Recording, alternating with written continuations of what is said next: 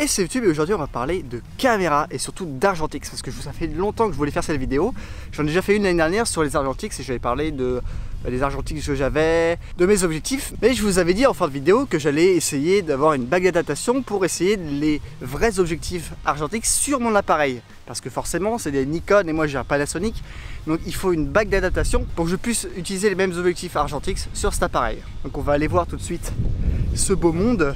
En plus il fait un temps magnifique. Donc voici les deux bestiaux et j'ai acheté un adaptateur. Mais avant de regarder les résultats qu'on va obtenir avec ces objectifs argentix, je vais vous expliquer en fait comment il faut faire surtout pour pouvoir mettre une lentille, un adaptateur, pour pouvoir ensuite mettre des objectifs plus vieux ou non électroniques. Parce qu'en fait aujourd'hui, tous les hybrides qu'on a aujourd'hui, par exemple le GH4 que j'ai ici, sérieusement, donc, comme je disais avant d'être coupé par le magnifique avion et le magnifique planeur, je voulais vous expliquer que en fait aujourd'hui avec des hybrides électroniques comme le GH4, il y a des sécurités. En fait il y a des sécurités électroniques et donc quand on va enlever un objectif comme le mien aujourd'hui qui est un 14-140 mm et qu'on va le modifier en mettant par exemple une bague d'adaptation non électronique, donc une bague d'adaptation un peu cheap qui n'utilise pas tout ce qui est autofocus et ainsi de suite, et en fait le problème c'est qu'il ne va pas reconnaître l'objectif et il ne va pas vouloir du tout marcher. Donc ça veut dire que l'appareil en fait on va enlever cet objectif là, on va en mettre un plus ancien avec aucun électronique et il va pas le reconnaître. Et donc il va dire bon mon capteur il ne reconnaît pas, ça veut dire qu'il n'y a pas d'objectif. Donc qu'est-ce qu'il faut faire tout d'abord? Il faut aller dans les menus et aller dans prise de vue sans objectif je crois.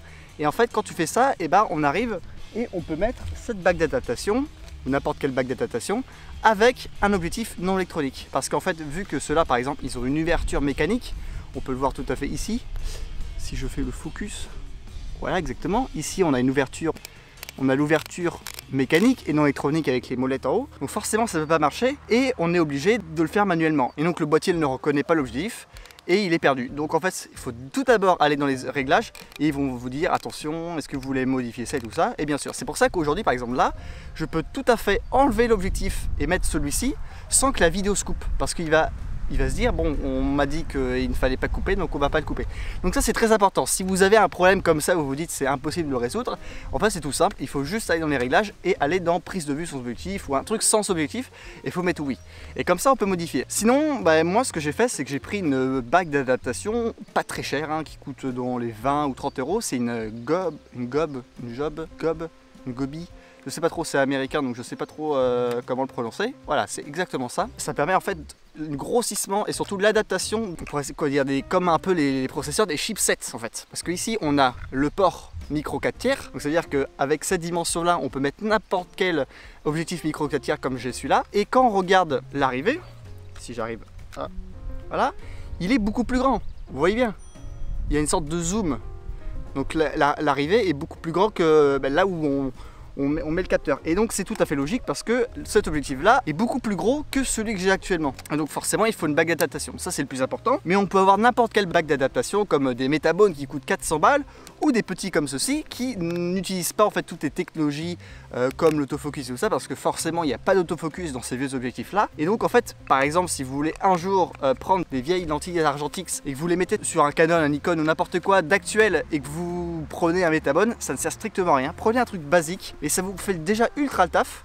Et en fait, tout ce qui est ultra cher vous permet juste d'utiliser, par exemple, moi ce que je voulais faire, c'est m'acheter un Sigma 1835 qui est un super objectif. Bien sûr, avec cet objectif, on peut l'utiliser électroniquement, avec la stabilisation, avec l'autofocus et ainsi de suite. Et donc, forcément, il va falloir un adaptateur avec tout ce qui est électronique. Et donc, pas du tout un Gobi comme ça, mais plutôt un Metabone qui coûte 400 balles. Et là, je vais douiller sa mère. Mais déjà, ça, c'est super bien pour les argentix. Donc, on va tout de suite montrer les résultats. J'ai fait quelques petits plans aussi au parc des Rochettes. Donc, c'est pas très loin de là où j'habite. Donc, je vais vous montrer là. Donc, voilà. Ici, là, tout de suite, on a un grand angle. Là, on a à 14 mm. Je suis à 3.5, f3.5. Mes autres objectifs, c'est du 28-80 et du 75-200 mm et ça ouvre entre 3.5 et 5.6 et l'autre c'est 4.5 et 5.6 aussi. Donc c'est des petites ouvertures, ce qui n'est pas forcément foufou, donc on voit bien que c'est pas des grands objectifs de qualité. Mais en fait en mettant cet adaptateur, il y a des... je sais pas, j'ai l'impression d'avoir plus de flou d'arrière-plan et tout ça. On va le voir tout de suite, je vais faire un petit test, c'est la première fois que je le fais en face cam donc on va tester. C'est parti. Bon, oh la vache comment je suis zoomé, là je suis exactement au même endroit que tout à l'heure, sauf que là je suis sur du 28 mm déjà, et en plus on a l'adaptateur qui fait un zoom en fait, qui crop dans l'image, parce que plus la lentille est éloignée du capteur, et plus ça fait un zoom, forcément c'est logique. Et donc là on est sur un zoom pas mal, hein. C'est-à-dire que si je veux être net, il faut au moins que j'aille à 5 mètres, donc c'est assez loin, ou alors à peu près, si je vais, voilà, ah ouais, c'est pas mal. Là je suis bien à 1,5 m, 2 mètres de la caméra.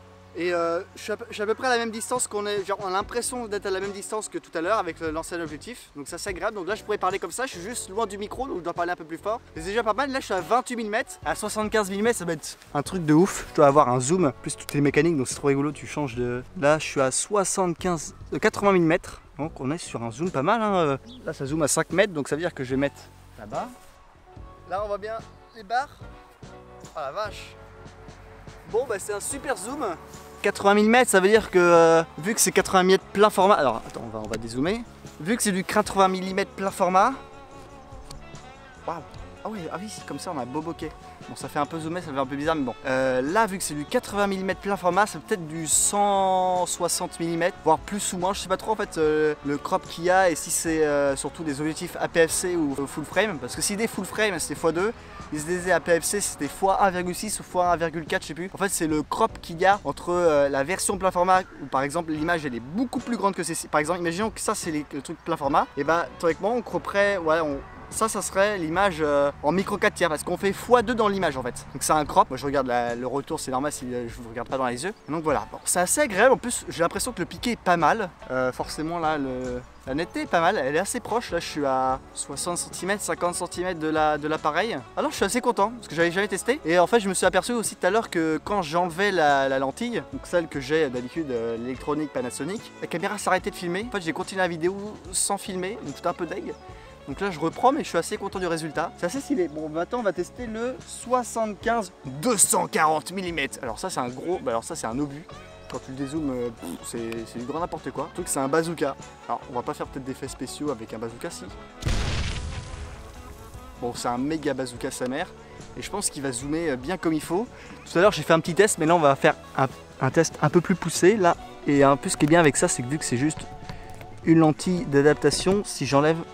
Ah non ça, ok ça pas... Alors ça peut être assez dangereux parce que j'ai mon capteur qui est totalement, mais alors vraiment totalement à l'air libre. Donc ça va être un peu dangereux, faut avoir des trucs pour nettoyer le capteur et ainsi de suite. Alors là je vais faire un zoom, là je suis net, là je suis à 75 mm. Donc c'est presque le 80 tout à l'heure, donc je vais me remettre là-bas. Ce qui est assez étrange c'est que quand on regarde, on a l'impression que c'est presque le même zoom que si j'étais sur un 80 mm de tout à l'heure. Donc je sais pas trop comment ça marche vraiment, faudrait regarder, on va faire des comparatifs tout à l'heure, tout ça. Alors là je suis à 75 mm, en fait j'étais à 80 mm. Donc là je suis à 75 mm, ok d'accord. Il y a quand même pas mal d'aberrations chromatiques, on voit... Oh pardon, ah, c'est gigantesque. On voit au-dessus de mon doigt qui est extrêmement flou, ouais juste ici là. On voit qu'il y a des aberrations chromatiques violettes, donc ça veut dire qu'on voit bien que déjà le verre n'est pas traité et que c'est moyennement de bonne qualité. Et on va faire un giga zoom. Alors on va essayer de faire un zoom tout là-bas et à 25 voire 30 mètres. Il y a un banc et je vais essayer de zoomer là-bas. Tout en face de nous, on va zoomer. Voilà. Alors le banc qui est juste ici là-bas, il est quand même à bien 30-35 mètres, voire même un peu plus. Impressionnant comment on a zoomé dedans. C'est assez impressionnant.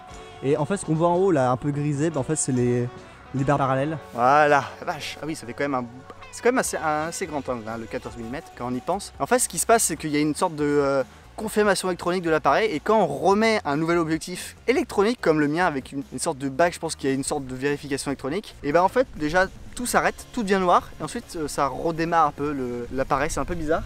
Donc voilà, on voit bien la différence entre bien sûr cet objectif qui a 1440, le 28-80 et le 75-240. Et je trouve ça super agréable en fait d'utiliser des vieux objectifs comme ça. Alors ce qu'il faut savoir aussi c'est quand on utilise ce genre d'objectifs, ce sont des objectifs Argentix, on ne peut pas du tout le manipuler électroniquement. Donc tout ce qui est autofocus, tout ce qui est focale, vitesse d'obturation, tout ça. Le seul truc qu'on peut modifier c'est la vitesse d'obturation du capteur parce que ça c'est le capteur en général. Mais sinon tout ce qui est F quelque chose, donc la focale de la lentille ou n'importe quoi d'autre, surtout le fait de pouvoir être net ou pas, tout est mécanique. Donc si vous voulez faire l'autofocus, si vous avez besoin que tout soit électronique et que tout marche sans que vous ayez faire le moins de trucs possible, et bah c'est pas du tout possible de le faire en fait avec des objectifs argentiques. Donc ça aussi c'est un truc très important à comprendre, c'est que faut faire gaffe aussi à en acheter et à en utiliser. Si vous préférez avoir tout électronique, prenez un objectif normal, ça coûtera peut-être un peu plus cher, ou prenez des bas de gamme, mais voilà, ça sera plus simple et il y aura un bon autofocus et ainsi de suite. Donc voilà, en fait je voulais tester ces objectifs là parce que je trouvais ça assez rigolo, parce que j'avais jamais utilisé ça, j'avais juste je crois fait 2 ou 3 clichés avec le vieux argentique de mon père et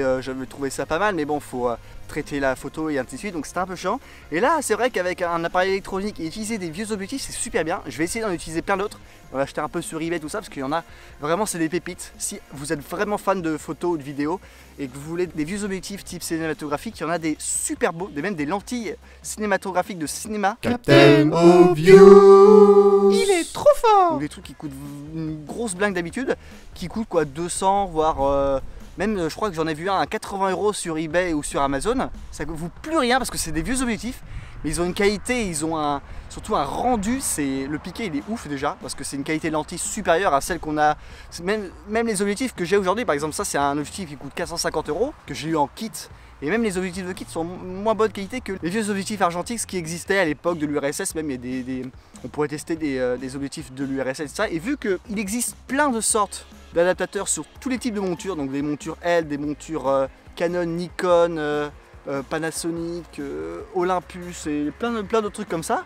Et en fait, j'aimerais bien faire des sortes de types de vidéos où on regarde, on s'amuse à faire des petits tests d'objectifs, parce que je trouve ça super rigolo. En plus, on voit comment ça marche, on voit comment fonctionnent les appareils et comment en fait ils ont fait les verres et ainsi de suite. Je trouve ça super intéressant et surtout c'est que c'est totalement mécanique et je préfère la mécanique à l'électronique d'aujourd'hui. Donc voilà, j'espère que vous avez aimé cette vidéo. Je crois qu'elle a été un peu longue, je suis un peu parlé à l'infini. Donc je vous dis à plus, à la prochaine et merci d'avoir regardé.